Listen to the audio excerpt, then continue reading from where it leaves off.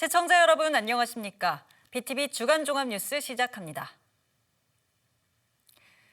제21대 대통령 선거가 얼마 남지 않았습니다. 후보마다 지역별 공약을 내놓고 있는 가운데 인천 지역 공약도 속속 나오고 있는데요.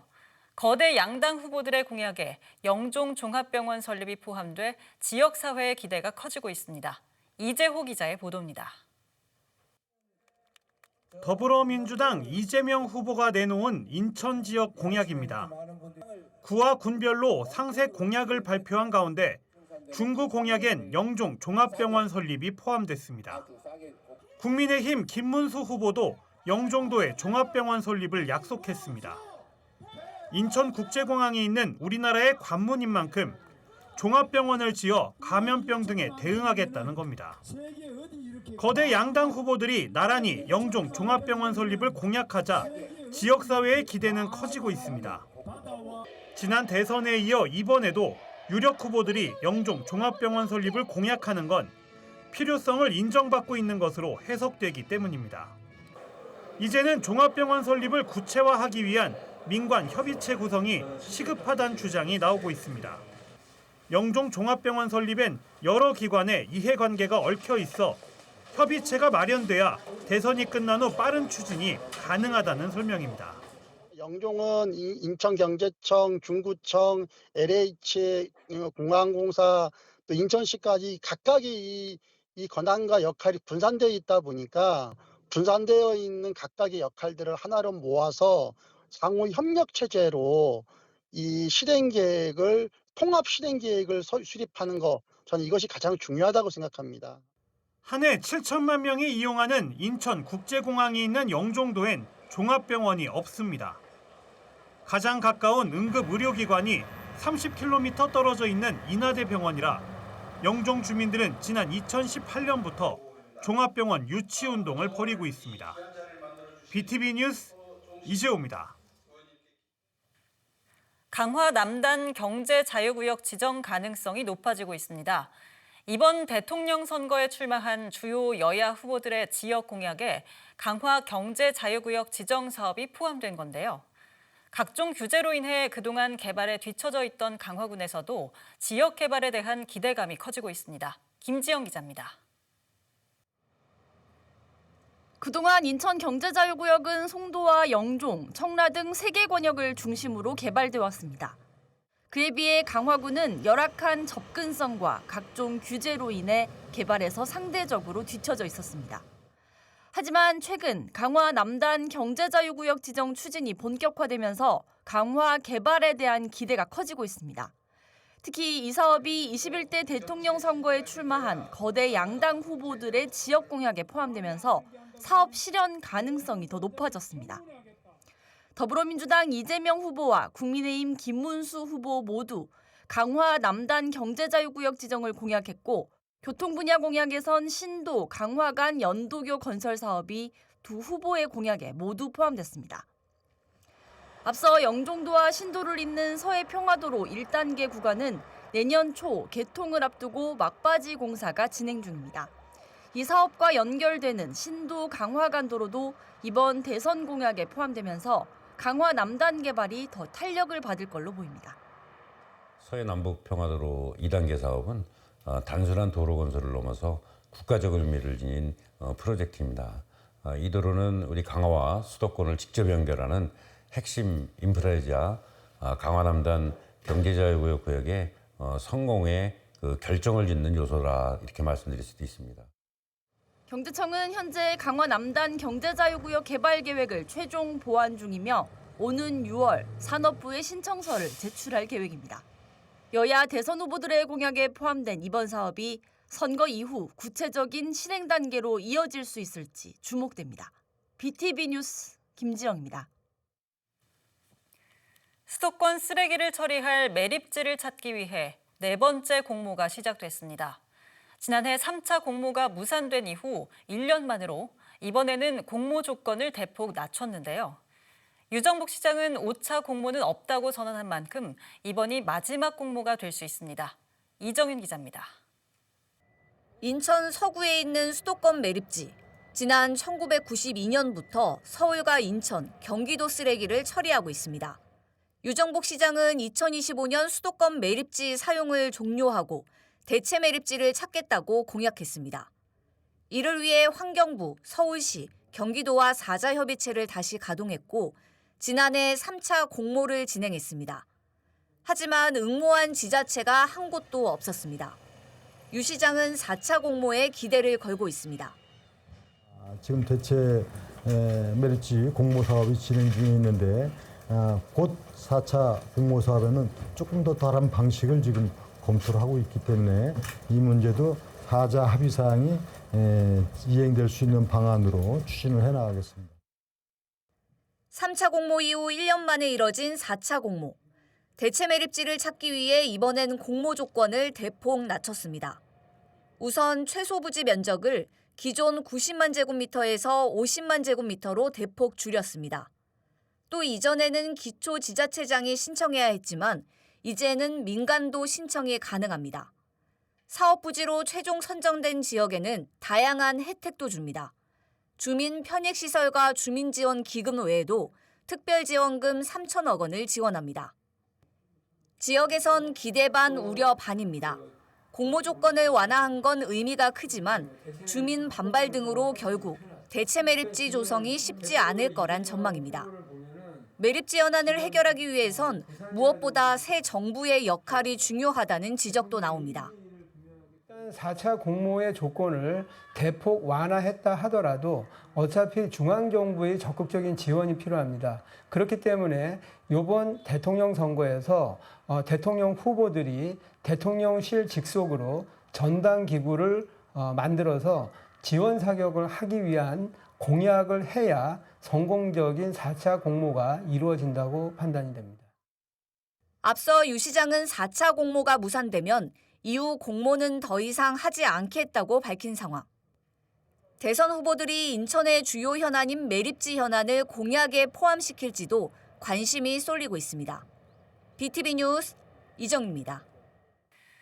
내년이면 수도권 지역에서 발생하는 쓰레기는 직매립이 금지됩니다. 발생지 처리 원칙에 따라 인천에서도 각 자치구별 자체 소각장 마련에 골머리를 앓고 있는데요. 목전에 다가온 쓰레기 대란에 해법은 없는지 각계각층에서 의견을 교환하는 자리가 마련됐습니다. 구혜희 기자가 취재했습니다. 종량제 봉투에 담겨 배출되는 생활 폐기물은 이제 더 이상 매립이 금지됩니다. 수도권 3개 시도는 내년부터, 전국적으로는 2030년부터 직매립을 금지하는 법이 시행됩니다. 당장 목전에 쓰레기 대란을 앞둔 수도권은 대책 마련이 시급합니다. 수도권 매립지 사용 종료를 앞두고 해법을 모색하는 자리가 마련됐습니다. 수도권 매립지 종료하라. 현재 수도권에서 하루에 발생하는 생활 폐기물의 양은 3만 6천 톤. 때문에 직매립 금지에 대한 대안으로 민간 소각장을 활용하자는 의견이 제시됐습니다. 상대적으로 민간 소각장은 처리 용량이 여유로워 적어도 수도권에서 발생하는 생활 폐기물은 처리가 가능하다는 겁니다. 이게 직매립량이 연간량 63만 톤이거든요. 근데 민간 소각장 요용량이 98만 톤이기 때문에 처리가 가능하더라고요. 이걸 보통 내구년 한 20년을 보거든요. 소각장은요. 20년 동안 이걸 돌린다고 해보니까 1조 3천억이 예산이 절감되더라고요. 그러니까 굳이 안 줘도 충분히 되겠더라고요. 토론회에서는 또 근본적인 쓰레기 정책을 바꿔나가야 한다는 목소리도 나왔습니다. 지금과 같이 광역 단위로 쓰레기를 처리하는 것이 아니라 도시 조성 당시부터 자체 처리 시설을 만들어야 한다고 주장했습니다.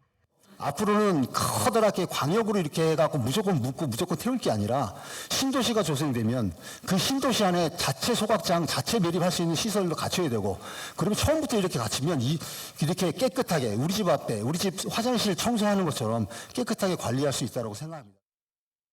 환경부는 현실적으로 6개월 안에 직매립 금지법을 시행하는 것은 어렵지만 지자체별로 페널티나 인센티브를 통해 제도 설계를 구체화하고 있다고 설명했습니다.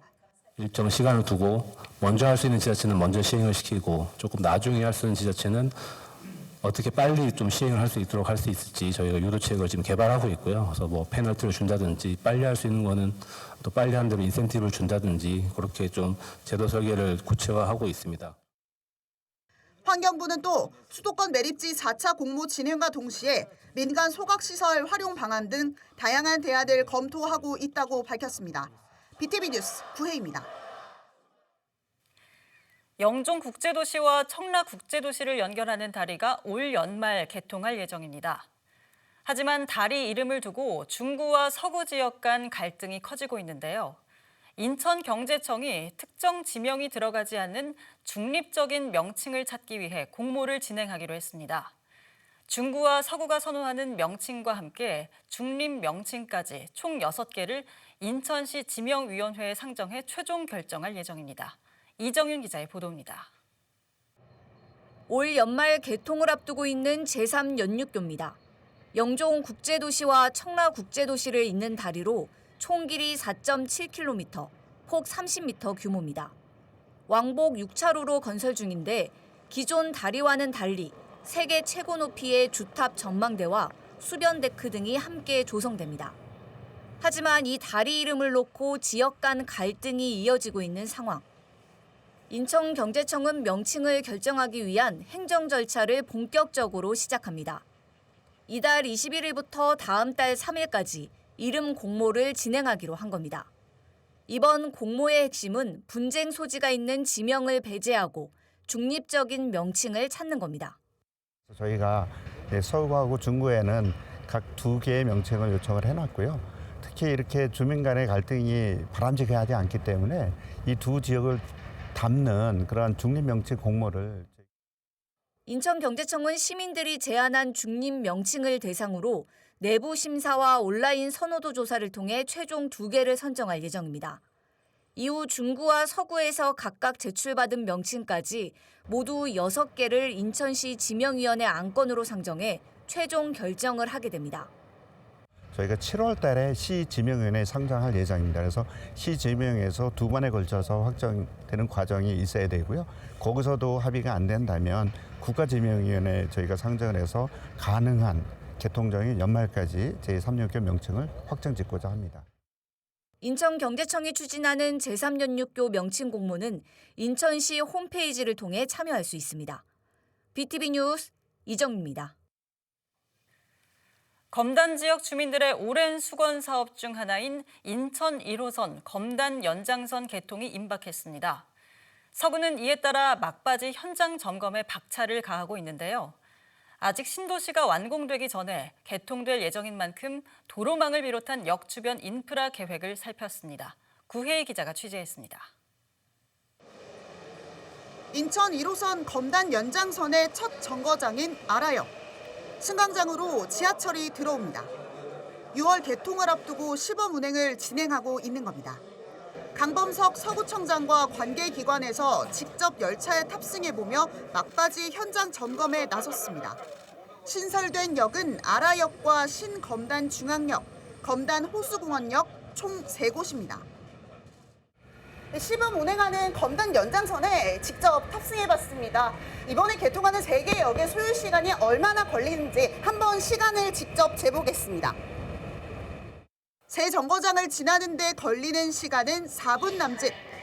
현재 이 거리를 버스로 이동하면 최대 30분 정도 소요되는데 이제 8분의 1 수준까지 단축이 가능해졌습니다. 특히 이번 지하철 개통은 신도시 완공 전에 진행되는 것으로 전국에서는 첫 사례입니다. 서구는 현장 점검에서 역 주변 택지 개발이 진행 중인 만큼 도로망 확충 계획을 살폈습니다. 추가로다가 저희 안전 시설물들을 곳곳에 다 설치를 해가지고 주민분들이 이용하는데 불편하지 않게끔 그렇게 지금 추진할 계획입니다.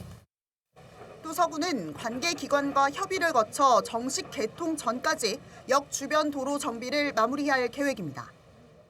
백이역사 중앙역사역이나 우리 백삼사 호수공원 역사 주변에 도로망이 아직 좀 덜 완공된 면이 있는데 아마 그것도 뭐 관계기관과 협의를 거쳐서 아마 정식 개통 전까지는 어느 정도 정비가 될 거라고 생각합니다. 일단 주민들께서는 개통 전까지는 어느 정도 마무리될 거다라고 기대를 하셔도 될 것 같습니다. 검단 주민들의 오랜 수건 사업이었던 인천 1호선 검단 연장선이 순조롭게 개통될 것으로 예상되면서 대중교통망에 대한 주민 불편은 한층 해소될 것으로 전망됩니다. BTV 뉴스 구혜입니다.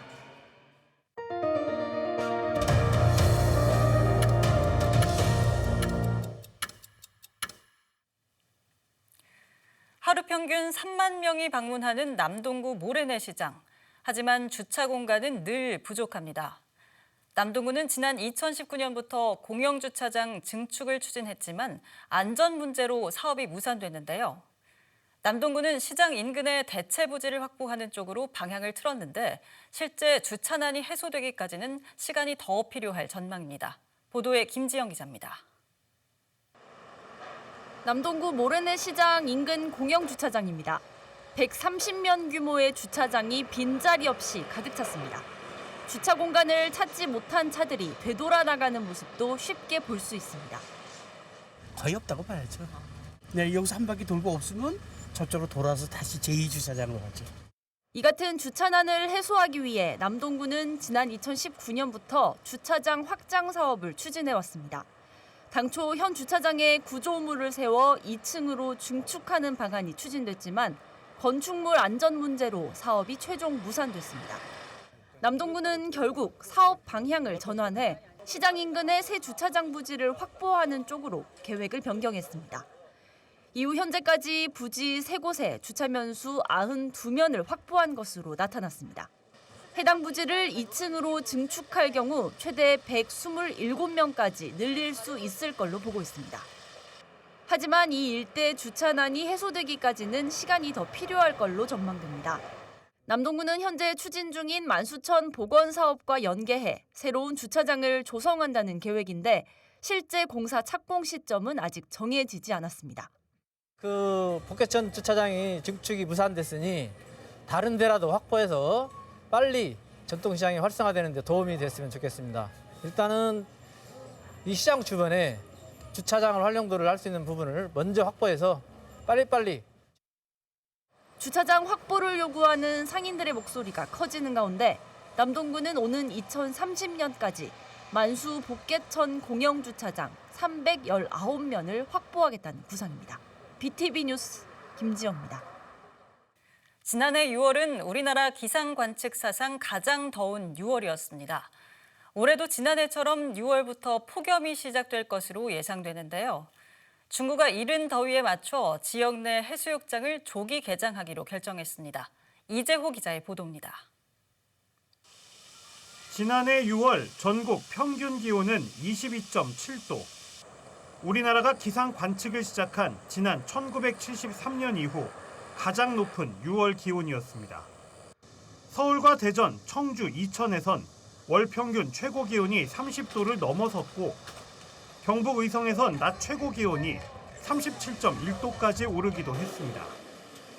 올해도 지난해처럼 6월부터 폭염이 시작될 것으로 보입니다. 기상청은 해수면 온도 상승 등의 여파로 이른 더위가 찾아와 길게 이어질 것으로 예상했습니다. 인도양의 높은 해수면 온도로 인해 동아시아로 대기 파동이 유도되면서 한반도 부근의 고기압성 순환이 조성되어 5월과 7월에 고온을 불러올 것으로 분석하였습니다. 이에 중구는 지역 내 해수욕장 조기 개장을 준비 중입니다. 이른 더위에 맞춰 지난해보다 일주일 정도 빠른 6월 21일에 개장할 계획입니다. 무더위가 길어질 거란 예상에 폐장도 늦어집니다. 중구에 소재한 해수욕장 3곳은 다음 달 21일부터 9월 7일까지 80일간 열릴 예정입니다. 해수욕장에 해파리를 갖다가 방지하는 방지막 설치를 갖다가 할 예정이고요. 그 다음에는 인명구조함에 대해서 설치를 갖다가 하고 정비를 갖다 할 예정이고, 그 다음은 이 해수욕장의 수상 안전, 레저 뷔페 설치, 해수욕장에서 이 관광객들이 안전하게 해수를 갖다 즐길 수 있도록 만전을 다할 예정입니다. 인천 중구에 소재한 해수욕장은 을왕리와 한악의 왕산 3곳입니다. 지난해 여름 세계 해수욕장을 찾은 이용객은 2023년보다 20% 증가한 101만 2천 명으로 집계됐습니다. BTV 뉴스 이재호입니다. 야외 활동하기 좋은 요즘 갯벌에서 해루질을 하다가 사고를 당하는 경우가 늘어나고 있습니다. 특히 서해안은 조수간만에 차가 커 각별한 주의가 요구되는데요. 해수면이 평소보다 높아지는 대조기에는 해루질을 자제하는 게 좋겠습니다. 보도에 구혜희 기자입니다. 한 남성이 바다 한가운데서 손을 흔들며 구조를 요청하고 있습니다. 잠시 후 구조정이 남성에게 접근하고 대원들이 줄을 던져 남성을 끌어올립니다. 너무 잡았어요! 지난 3월 13일 낮 12시 반쯤 한화계 해수욕장에서 해루질을 하던 60대 부부가 밀물에 고립됐습니다.